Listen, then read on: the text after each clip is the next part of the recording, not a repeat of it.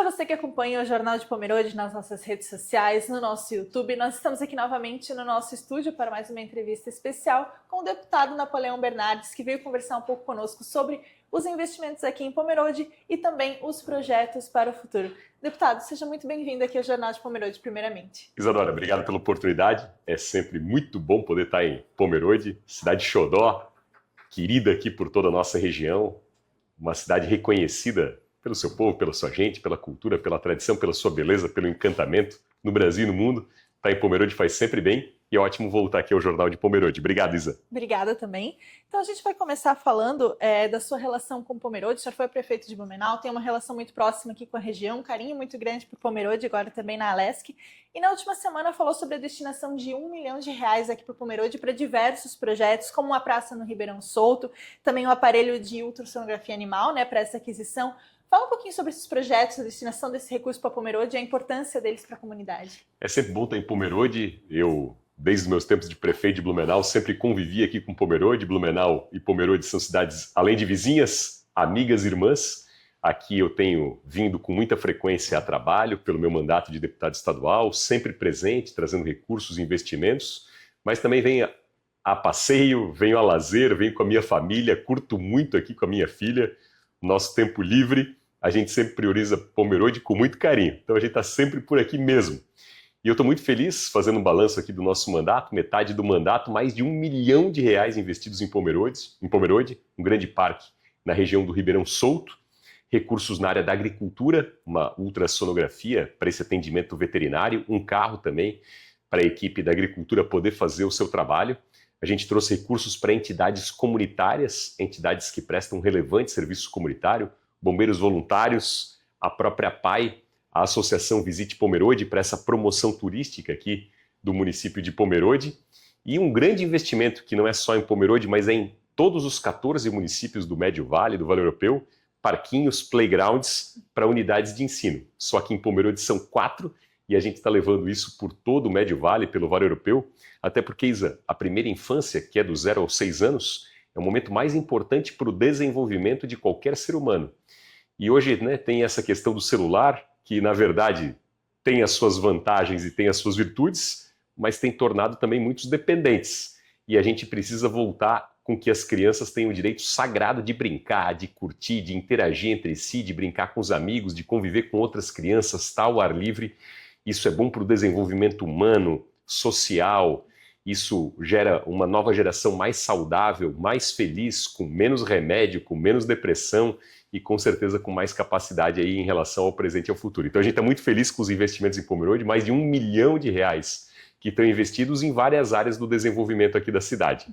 E além desses investimentos em Pomerode, foram anunciados também, falados sobre outros na região do Vale do Itajaí. Você pode falar um pouquinho sobre esses investimentos também nos outros municípios que impactam a região como um todo? Eu defendo que um deputado estadual tem o papel de ser um advogado de defesa das cidades da sua região. Eu sou o embaixador das causas aqui do Médio Vale, do Vale Europeu, Pomerode, toda a nossa região, e para a nossa região são mais de R$50 milhões em recursos para municípios, como é o caso aqui de Pomerode, parques, praças, playgrounds, investimento nas entidades comunitárias, até investimentos macro que acabam valendo para toda a região. Eu, por exemplo, aportei R$2 milhões no Hospital Santo Antônio, que faz um atendimento regional importante em muitas especialidades. No Hospital Santa Isabel, que também faz um investimento importante, um atendimento em muitas especialidades, além da defesa das pautas regionais no trânsito, na infraestrutura, nas rodovias, nas questões de mobilidade. Então são recursos que estão vendo aqui fazer a diferença para a vida de quem mora na nossa região. E além dessa movimentação de trazer recursos para os municípios, tem também os projetos na Alesc que são muito importantes e impactam diretamente diferentes áreas. Um deles é a proibição da contratação pelos órgãos estaduais de condenados por crimes sexuais. Deputado, fala um pouquinho sobre esse projeto em específico, a importância dele nesse combate à violência contra crianças, contra mulheres, contra idosos, nesses crimes sexuais.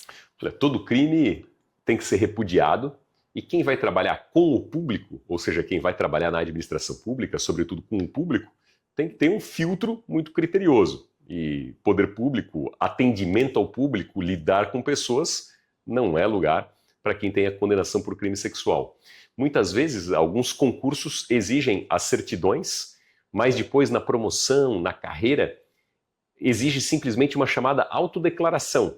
E aí dá margem, infelizmente, para má fé. Até porque quem cometeu um crime como esse, né, bom caráter já não tem. Né? Então, para deturpar a lei e fazer uma autodeclaração falsa, é 2 toques. Então, o nosso projeto de lei garante que tanto o ingresso no serviço público estadual exija não só a autodeclaração, mas a certidão, a comprovação mesmo, e toda e qualquer promoção, toda e qualquer mudança de carreira no serviço público, saia essa autodeclaração e entre a comprovação de papel passado mesmo de que a pessoa esteja limpa. Então, o poder público, nenhum lugar, né, mas o poder público não é lugar para abrigar a bandidagem, e a gente tem que fechar o cerco, sobretudo em relação a crimes graves e bizarros como esses, que são os crimes sexuais.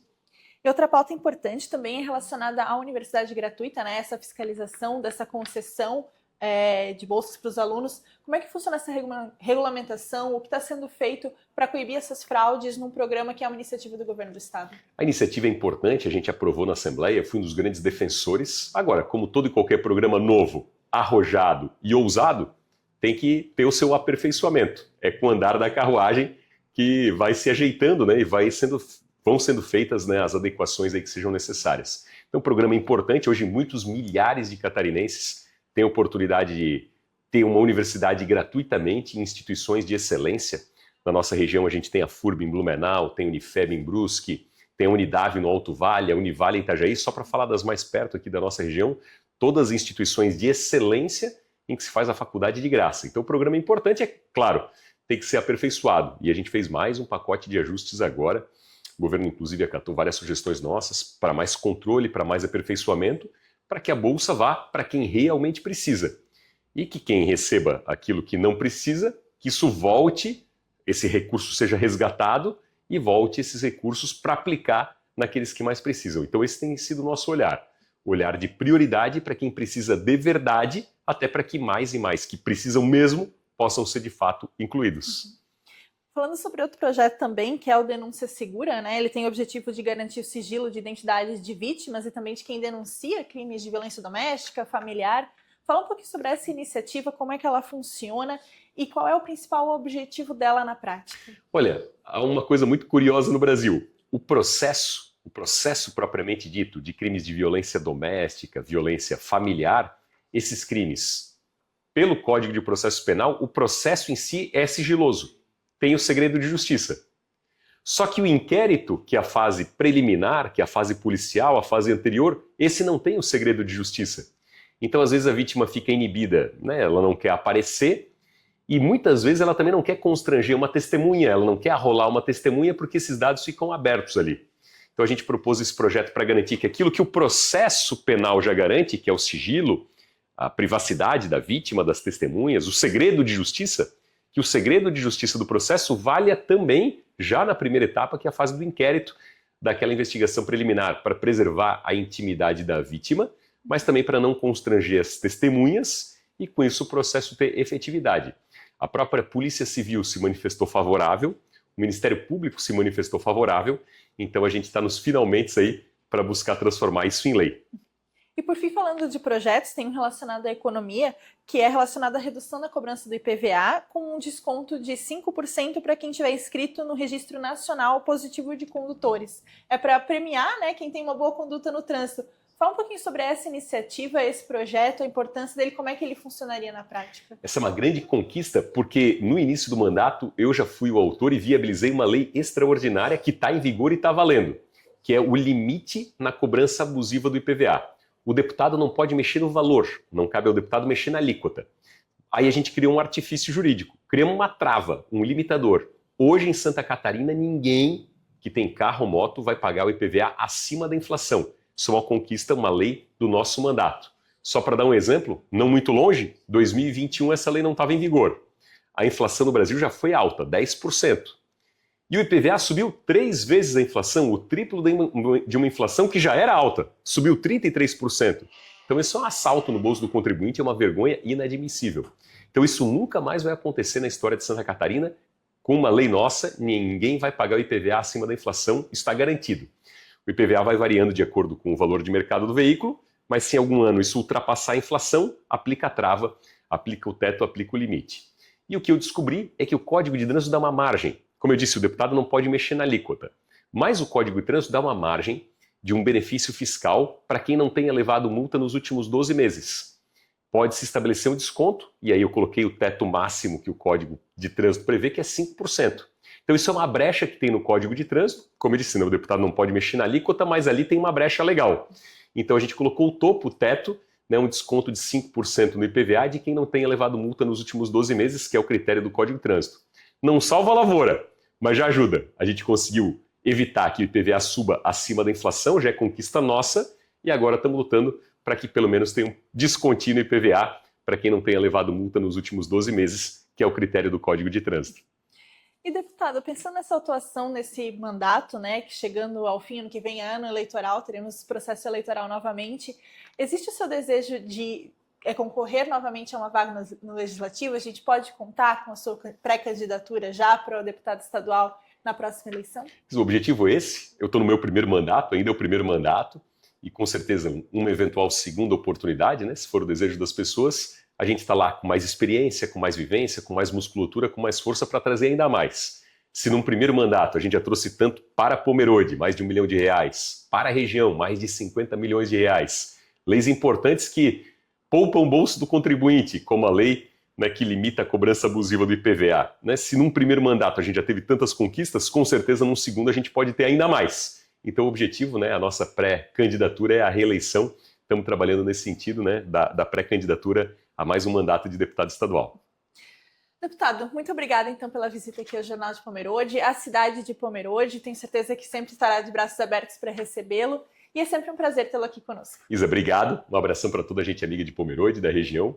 E quem puder acompanhar e quiser o nosso trabalho nas redes sociais, Napoleão Bernardes, lá tem o dia a dia do mandato, está todo mundo convidado a conhecer. Muito obrigado. Obrigado, deputado. E a gente fica por aqui com mais essa entrevista do Jornal de Pomerode com o deputado estadual Napoleão Bernardes e convido você para seguir acompanhando os conteúdos do Jornal de Pomerode no nosso YouTube, nas nossas redes sociais. Então se inscreva no nosso canal, dê o like aqui no nosso vídeo e siga acompanhando toda a produção do Jornal de Pomerode. Até mais!